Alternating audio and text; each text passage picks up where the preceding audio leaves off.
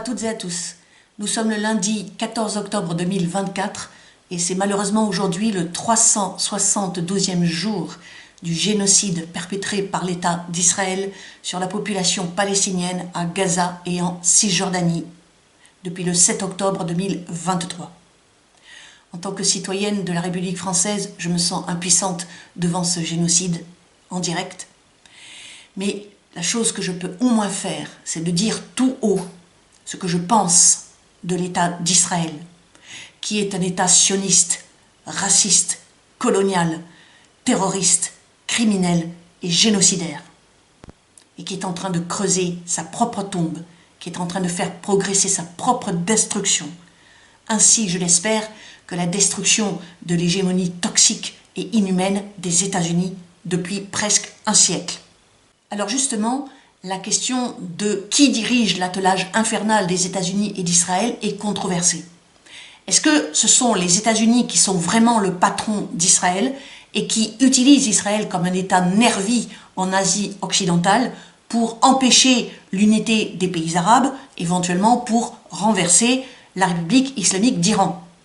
Ou est-ce que c'est Israël qui manipule depuis des années les gouvernements successifs des États-Unis parce que Israël bénéficierait d'un soutien aux États-Unis avec son puissant lobby?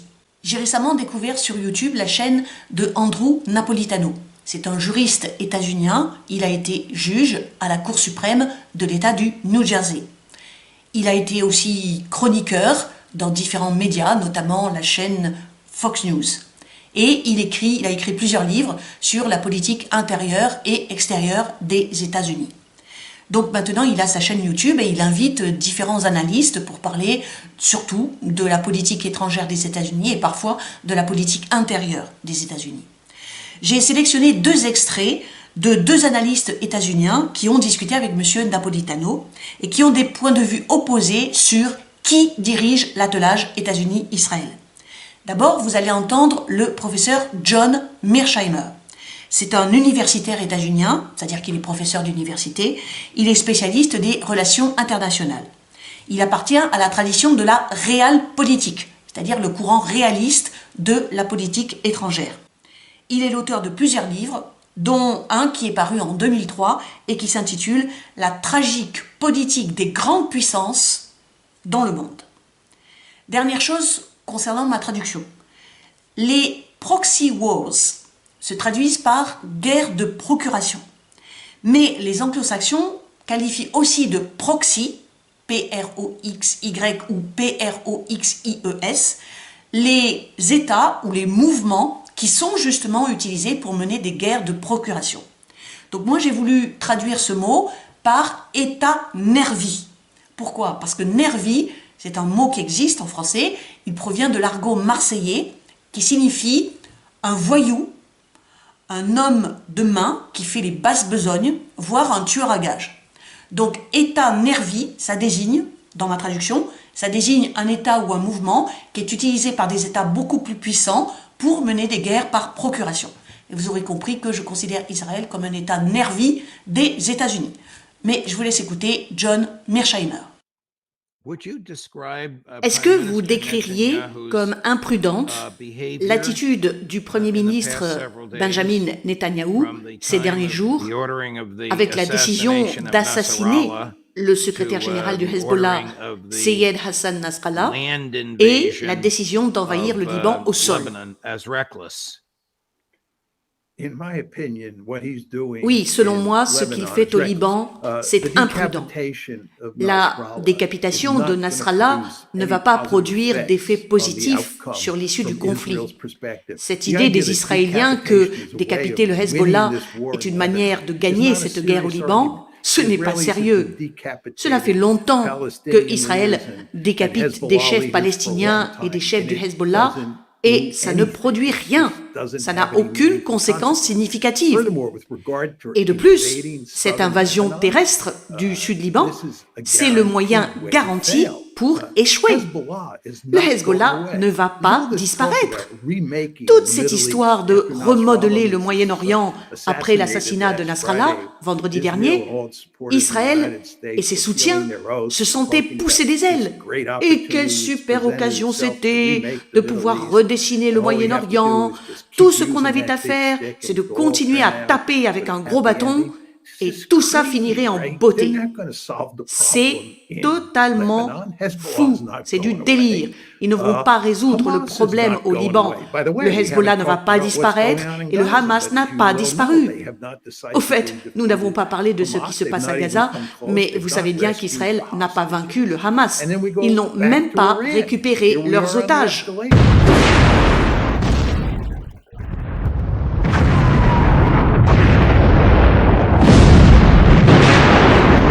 Et donc, on revient à l'Iran. On est en pleine escalade et Dieu sait où cela va finir. Donc, de mon point de vue, toute cette série d'actions que mène Netanyahou est remarquablement insensée. Et nous, les États-Unis, nous restons avec lui. Ce matin, le professeur Gilbert Doctorow a exprimé une position que je n'avais pas encore entendue et j'ai immédiatement pensé à vous car j'ai pensé que vous ne seriez pas d'accord. Il prétend que l'Iran serait un État vassal des États-Unis dans une guerre contre la Russie et que Israël serait un État vassal des États-Unis utilisé pour tuer les Arabes au Moyen-Orient. Je l'ai contredit en arguant qu'il mettait le carrosse avant les chevaux pour cette union entre les USA et Israël, mais il est resté sur sa position. Peut-être qu'il nous regarde en ce moment, car il sait que vous êtes un des principaux opposants à cette thèse, à moins que je ne l'ai mal compris ou que je vous ai mal compris. Donc en gros, il affirme que ce sont Biden et compagnie qui contrôlent Netanyahou, plutôt que Netanyahou et compagnie qui contrôleraient Biden. Oui, c'est une thèse qu'on entend souvent et c'est la thèse qu'on m'a opposée lorsque j'ai écrit avec Steve Walt, d'abord un article et puis un livre sur le lobby israélien en 2008. En fait, j'ai correspondu avec Noam Chomsky et Norman Finkelstein et j'ai un grand respect pour tous les deux sur ce sujet. Ils sont d'accord avec la thèse de Gilbert Doctorow et cette thèse a beaucoup d'autres partisans dans le pays. Je crois qu'ils se trompent complètement. Si vous regardez les relations entre les États-Unis et Israël sur le temps long, il y a énormément de preuves que les deux pays ont été en désaccord sur beaucoup de points. Pas toujours. Parfois, ils ont eu un intérêt commun à poursuivre la même politique. Mais à plusieurs reprises dans l'histoire des relations entre Israël et les États-Unis, nous avons poussé dans une direction et eux dans une autre. Et je pense qu'il est très largement prouvé que Israël a gagné presque à chaque fois. Peut-être pas dans les premiers temps, mais presque à chaque fois. Et c'est à cause du pouvoir de leur lobby. Vous n'avez qu'à regarder ce qui s'est passé quand Benjamin Netanyahou a fait un discours devant le Congrès récemment, le 24 juillet 2024, ainsi que ses précédentes apparitions devant le Congrès. Les membres du Sénat ou de la Chambre des représentants se comportent comme des toutous. Et vous devez vous demander pourquoi c'est comme ça. Est-ce que ce pays exécute nos ordres et suit une politique qui est dans l'intérêt national des États-Unis? Moi, je ne le pense pas. Pourquoi est-ce qu'on s'est écrasé quand des avions de chasse israéliens ont attaqué et détruit le USS Liberty en 1967, ce navire de surveillance en haute mer, et que 34 marins américains sont morts et 300 autres blessés? C'est le pouvoir du lobby, purement et simplement. Et s'il y a eu un président qui était le prisonnier de ce lobby, c'est Lyndon Johnson. Il n'y a aucun doute là-dessus. John Kennedy a été un casse-pied pour le lobby israélien. Mais John Kennedy a été assassiné et remplacé par Lyndon Johnson. Et je pense que c'est Johnson le principal responsable du fait de regarder ailleurs quand Israël atteint la dissuasion nucléaire. Kennedy avait à cœur de ne pas permettre à Israël d'avoir des armes nucléaires. Je sais que votre domaine, c'est la philosophie politique et vous êtes de l'école réaliste. Vous n'êtes pas un psychologue. Mais pourquoi croyez-vous que des gens comme John Bolton, Lindsey Graham, Josh Hawley, Tom Cotton voudraient juste tuer les Arabes, soit par les USA directement, soit par le bras d'Israël? Je ne sais pas. Il n'y a aucun doute qu'ils s'engagent à fond pour que les États-Unis utilisent leurs forces militaires dans le monde entier. Et si cela implique de tuer des milliers d'Arabes, des milliers de Palestiniens, ou de regarder Israël le faire, ça ne leur pose aucun problème. Cela s'explique en partie, selon moi, parce qu'ils divisent le monde en deux camps, les bons et les méchants. Nous sommes les bons, les Israéliens sont les bons, et tous les autres, entre guillemets, sont les méchants.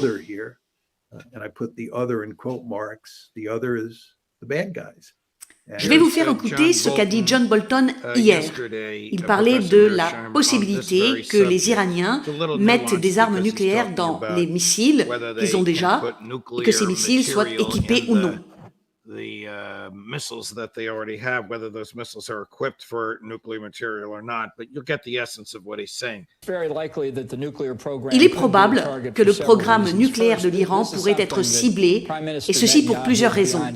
D'abord, le Premier ministre israélien Netanyahou, plus que toute autre personnalité politique en Israël, a compris que c'était la menace existentielle pour Israël. Je crois que les gens doivent comprendre qu'avec environ 300 missiles balistiques tirés par l'Iran sur Israël depuis avril 2024, ils peuvent craindre que le prochain missile qui les visera contienne une arme nucléaire dans la tête de l'ogive. Et ça, c'est une bonne raison pour résoudre ce problème nucléaire maintenant.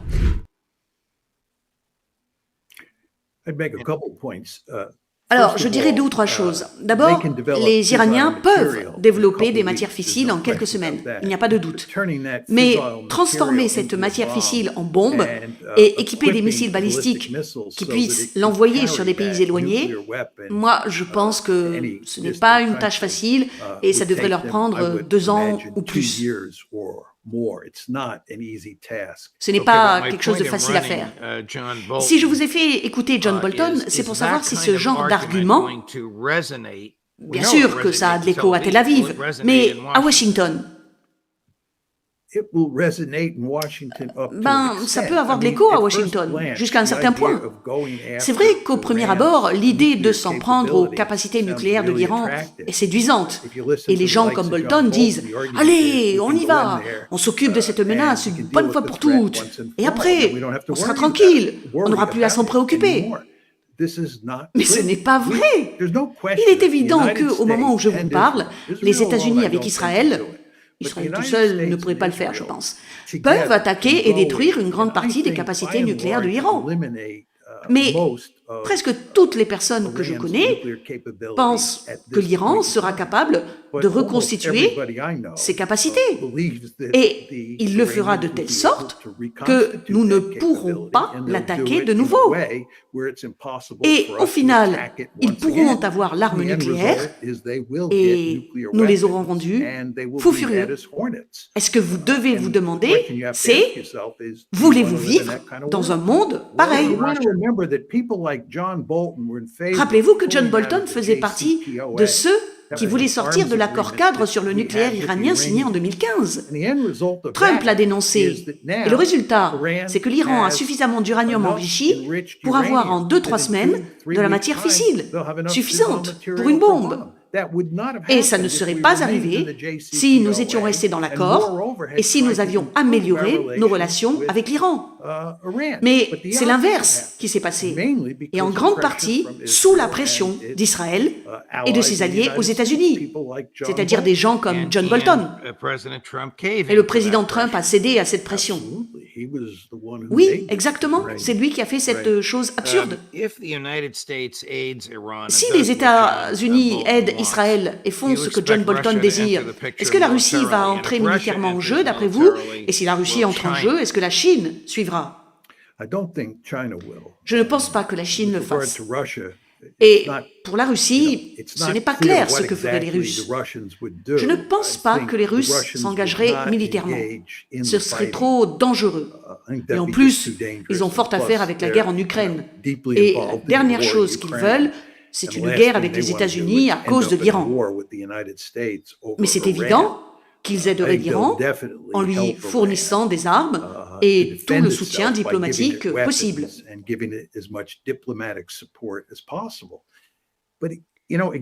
Mais encore une fois, il faut voir les relations internationales sur un temps long. Que les Russes aident l'Iran à se défendre dans le conflit actuel, c'est une chose. La question est-ce que cela signifie, qu'est-ce que cela signifie sur le long terme? Je pense que les Russes vont se donner beaucoup de mal pour aider les Iraniens. Et si les Iraniens décident de se doter de l'arme nucléaire, eh bien les Russes regarderont probablement de l'autre côté. Il y a eu une période où les Russes travaillaient avec les États-Unis pour que l'Iran n'ait pas l'arme nucléaire. La preuve, c'est l'accord cadre de 2015 que nous avons négocié ensemble et les Russes ne voulaient pas que l'Iran ait l'arme nucléaire. Mais pour revenir à la thèse du professeur Gilbert Doctorow, Israël se bat contre l'Iran et l'Iran se bat contre Israël. Nous soutenons Israël et la Russie soutient l'Iran. Est-ce que c'est une guerre par procuration? Cela devient très difficile de qualifier ce qui se passe au Moyen-Orient de guerre par procuration, en grande partie à cause du très haut niveau d'implication des États-Unis envers Israël. De ce qu'on voit, c'est presque comme s'ils opéraient ensemble. À Gaza, ils opèrent ensemble au Liban, et contre les Houthis et contre l'Iran. Nous sommes de plus en plus fortement entraînés dans ce conflit et par conséquent, ça devient de plus en plus difficile de prétendre que Israël est notre État nervi. Les deux États sont liés au plus haut niveau. Thank you, Professor Mearsheimer. Safe travels. All the best. Thank you much. Voilà, vous venez d'entendre le professeur John Mearsheimer essayer de prouver que c'est l'État d'Israël qui mène la politique des États-Unis en Asie occidentale. Essentiellement grâce à l'influence de ce lobby israélien sur lequel John Mearsheimer a écrit un livre et des groupes d'influence comme par exemple AIPAC ou comme les chrétiens sionistes. Alors personnellement, je ne suis pas convaincue, tout simplement parce que les États-Unis ont derrière eux, depuis leur création, une longue histoire de génocide, de meurtres de masse, de crimes de guerre, de violations de droits humains et de violations du droit international. Et depuis la Seconde Guerre mondiale, ils sont persuadés d'être devenus les maîtres et les gendarmes du monde. Et si vous ne me croyez pas, je vous invite à regarder la vidéo que j'ai faite sur ce sujet où j'ai exposé une quinzaine de crimes des gouvernements des États-Unis depuis leur création. Donc je vais vous faire écouter maintenant la thèse que je préfère et qui est exposée par un États-Unien encore qui s'appelle Gilbert Doctorow. C'est un États-Unien donc qui réside depuis sa retraite à Bruxelles, en Belgique. Il a fait des études d'histoire et ensuite il a fait carrière dans les affaires, surtout avec la Russie et l'Europe de l'Est.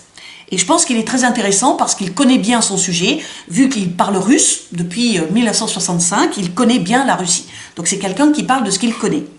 Alors, depuis 2008, il a publié dans le journal qui s'appelle La Libre Belgique, il a publié des analyses justement de géopolitique. Et il a rassemblé ses articles dans 4 livres. Le dernier, qui est paru en 2017, s'appelle « Les États-Unis ont-ils un futur ?» C'est vous dire que M. Doctorow, il a quand même un esprit très critique et une analyse critique de ce qui se passe aux États-Unis ou de ce que font les États-Unis dans le monde. Donc il va exposer 4 arguments pour prouver sa thèse, c'est-à-dire que lui, il pense que c'est Israël qui est un État nervi des États-Unis et qui est utilisé par les États-Unis. Donc il va commencer par mentionner un autre universitaire états-unien qui s'appelle Michael Hudson. Donc Michael Hudson, c'est un économiste et analyste financier états-unien qui a travaillé à Wall Street et qui a enseigné à l'université de Harvard. Il a publié une dizaine de livres sur la politique commerciale, la finance internationale, l'histoire de la dette et l'histoire de la pensée économique. Et donc, vous allez entendre Gilbert Doctorow qui va reprendre un élément que Michael Hudson avait déjà exposé. C'est là qu'il a compris pourquoi les États-Unis allaient abandonner la politique des boots on the ground, l'ingérence territoriale directe des États-Unis par des militaires, et choisir les guerres de procuration, les proxy wars, où ce sont les forces armées des États nervis qui combattent sur le terrain pour servir les intérêts des USA. C'est une des conséquences de la guerre du Vietnam que je n'avais pas beaucoup considérée. C'est la décision d'arrêter la conscription et de former une armée professionnelle. Parce que ce n'était plus possible de maintenir une nation en armes. L'idée de nation en armes est devenue politiquement explosive et empoisonnée. C'est ce qui a fait tomber le président Lyndon Johnson et à la fin des années 1970, le président Nixon avait parfaitement compris qu'il n'y aurait plus de conscription. Mais le résultat a été de faciliter le passage à l'idée des guerres sans fin. D'un côté, les États-Unis ne sacrifieraient plus le sang de leurs soldats dans des guerres, parce que ce seraient les soldats des États nervis qui ont leur propre compte à régler, et dans certains cas, cela coïncide avec les intérêts des USA. Et d'un autre côté, le financement de ces guerres ne viderait pas la bourse des contribuables états-uniens, parce que ce serait la Chine et d'autres pays qui paieraient en achetant les bons du trésor états-unien. Par conséquent, à la fin des années 1970, la plus grande leçon de la guerre du Vietnam a été de concevoir les guerres sans fin. Et elles ont pu commencer après 1991, parce que les USA ne devaient plus se soucier de contenir l'URSS, et ils se sont crus être la seule superpuissance. D'autres personnes m'ont fait connaître un rapport, une étude qui date de 2009 et qui voulait repenser la politique des États-Unis envers la Perse. C'est comme ça qu'ils appelaient l'Iran. C'était un long rapport, il fait 170 pages, et il a été produit par l'Institut Brookings, qui est un des laboratoires d'idées du Parti démocrate. Et ce rapport a formulé explicitement, clairement, comment Israël devrait et pourrait être utilisé pour attaquer les centres de recherche nucléaire de l'Iran. Et cela épargnerait aux États-Unis de se confronter directement à l'Iran dans une guerre pour l'empêcher d'obtenir l'arme nucléaire et pour neutraliser l'Iran. Ce rapport politique de l'Institut Brookings est bien connu et je remercie ceux qui me l'ont fait connaître parce que cela permet, en regardant vers le passé récent, de confirmer ce que je dis aujourd'hui sur les guerres par procuration que mènent les États-Unis pour cogner partout au Moyen-Orient et pour renverser l'Iran. Il faut comprendre que l'Iran est la némésis des États-Unis depuis 1979, depuis la prise d'otage à l'ambassade des États-Unis à Téhéran le 4 novembre 1979, par le nouveau gouvernement révolutionnaire qui venait de prendre le pouvoir avec l'ayatollah Khomeini. Depuis lors, l'Iran a toujours été comme une arête de poisson dans la gorge des USA, car il a empêché la domination totale des États-Unis sur la région. Alors, il y a eu des hauts et des bas, parce que, par exemple, les États-Unis se sont débrouillés pour provoquer une guerre sanglante de 8 ans, entre 1980 et 1988, entre l'Iran et l'Irak, pour empêcher les deux États de devenir trop puissants dans la région. Eh bien, l'Iran est un grand pays de 90 millions d'habitants, et si sa croissance a été retardée dans le passé, ça ne l'a pas empêché de se reconstruire, et il est en train de grandir à nouveau, du point de vue économique et militaire, notamment parce qu'il va peut-être entrer dans le groupe solidaire des BRICS. Et donc, il est devenu un opposant dangereux pour l'hégémonie des États-Unis au Moyen-Orient et dans le monde entier. Donc, les USA seraient très heureux si c'était Israël qui passait à l'acte et qui réalisait son propre rêve de rabaisser l'Iran et d'affirmer sa propre suprématie militaire au Moyen-Orient. Les deux intérêts des deux pays vont ensemble.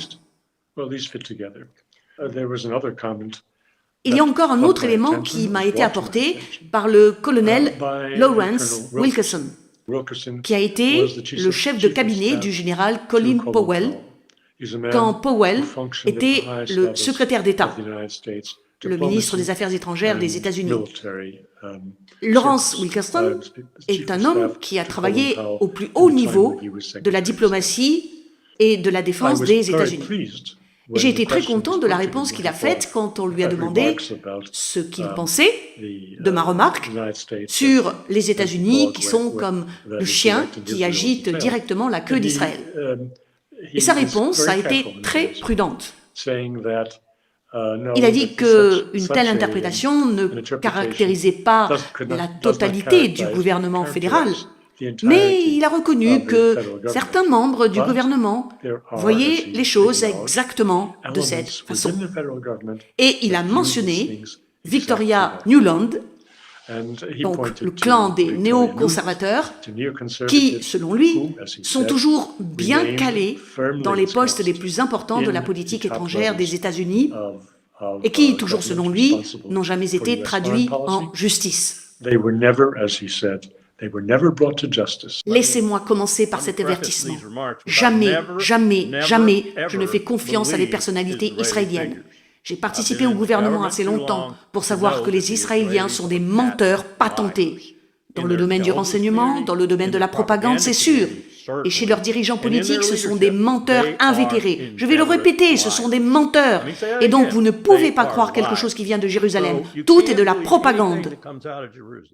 It's all propaganda. Donc, nous pensons la même chose. Ces gens sont des criminels de guerre et auraient dû être traduits en justice. Mais dans le clan des néoconservateurs, personne n'a jamais payé le prix des conséquences réelles désastreuses sur le terrain pour les pays que les USA ont envahis, qui se sont évertués à punir, ou pour les dégâts qu'ils ont causés dans notre pays, que ce soit la richesse ou l'énergie des gens. Ce serait une erreur de croire que la politique étrangère des États-Unis est dirigée par une institution unitaire. Il y a différents courants, et il y a deux courants qui se détachent nettement. Il y a le courant de l'idéalisme, et en face, il y a le courant réaliste, celui de la realpolitik.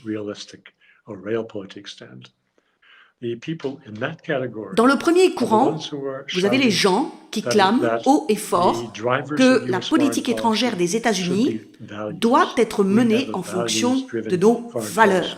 Une politique étrangère basée sur les valeurs. Et parmi ces valeurs, il y a le besoin d'encourager la démocratie libérale, l'économie de marché et les droits humains. Cette idéologie remonte au président Woodrow Wilson, lorsqu'il a fait entrer les États-Unis dans la Première Guerre mondiale.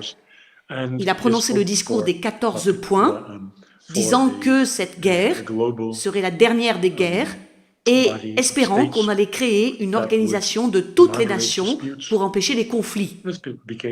Ce fut la Société des Nations, dont les USA étaient absents parce que Wilson n'a pas réussi à persuader ses compatriotes que c'était une clé essentielle de leur sécurité et de la paix. En tout cas, c'est Wilson qui a donné son nom à cette vision idéaliste. Et aujourd'hui, c'est celle de ceux qui veulent une politique étrangère basée sur des valeurs. Et en face, l'autre vision de la politique étrangère, que ce soit à l'intérieur ou à l'extérieur du gouvernement, est vraiment très minoritaire. On connaît surtout l'école de la realpolitik grâce à Henry Kissinger, qui en fut le porte-parole et le pratiquant le plus important. La realpolitik n'a pas tellement la cote avec le public. Les gens n'aiment pas trop ce sur quoi la realpolitik est fondée, parce qu'il s'agit des intérêts particuliers du pays. Vous pouvez connaître vos intérêts seulement si vous connaissez le monde réel, mais vous pouvez être le champion de certaines valeurs même si vous ne connaissez rien au monde réel. Et le résultat final du modèle éducatif des États-Unis, pour ce qui est des relations internationales, c'est que les gens ne connaissent rien au monde réel. Il y a quelques centres de recherche pour la realpolitik aux États-Unis et John Mearsheimer se situe à l'épicentre. Il est l'héritier de la tradition états-unienne de la politique réaliste qui a été fondée par Hans Morgenthau, lui aussi de l'Université de Chicago. C'est pourquoi je suis très déçu que M. Mearsheimer, en tant que représentant de la realpolitik, trahisse ses propres collègues en niant que Israël soit utilisé comme un État nervi pour servir les intérêts des États-Unis au Moyen-Orient. Et donc, pour moi, le point essentiel, c'est cela. C'est que nous voyons aujourd'hui au Moyen-Orient, et c'est vraiment tragique, ce que nous voyons, c'est une réelle politique menée par des gens qui privilégient les intérêts des États-Unis. Mais nous avons un spectacle médiatique qui est assuré par Anthony Blinken et compagnie. Et ces gens sont relayés par le Financial Times, le New York Times, et tout le monde croit que ce sont des grands principes qui structurent la politique étrangère des USA, et c'est de la foutaise. C'est juste un écran de fumée. Voilà, vous avez entendu les deux thèses de John Mearsheimer, qui pense que Israël mène la politique étrangère des États-Unis en Asie occidentale, grâce à la puissance de son lobby, et de Gilbert Doctorow, qui pense que ce sont les États-Unis qui utilisent Israël comme un État nervi en Asie occidentale. Donc vous pourrez vous faire votre propre opinion, mais la mienne, vous l'aurez peut-être déjà compris, est déjà faite. Israël est donc pour moi un État sioniste, colonial, raciste, terroriste, criminel et génocidaire, qui est utilisé par les États-Unis comme un État nervi en Asie occidentale pour empêcher l'unité des pays arabes, pour essayer d'exploiter au maximum les ressources naturelles de cette région et pour éventuellement empêcher l'Iran d'obtenir l'arme nucléaire et de devenir une puissance rivale d'Israël dans la région. Donc pour terminer, je vais vous remettre l'opinion assez percutante du colonel Lawrence Wilkerson, qui est donc un ancien militaire états-unien et qui a été chef de cabinet d'un ministre des Affaires étrangères des États-Unis. Et vous allez de nouveau entendre ce qu'il pense des personnalités politiques dirigeantes en Israël. Laissez-moi commencer par cet avertissement. Jamais, jamais, jamais, je ne fais confiance à des personnalités israéliennes. J'ai participé au gouvernement assez longtemps pour savoir que les Israéliens sont des menteurs patentés. Dans le domaine du renseignement, dans le domaine de la propagande, c'est sûr. Et chez leurs dirigeants politiques, ce sont des menteurs invétérés. Je vais le répéter, ce sont des menteurs. Et donc, vous ne pouvez pas croire quelque chose qui vient de Jérusalem. Tout est de la propagande. It's all propaganda.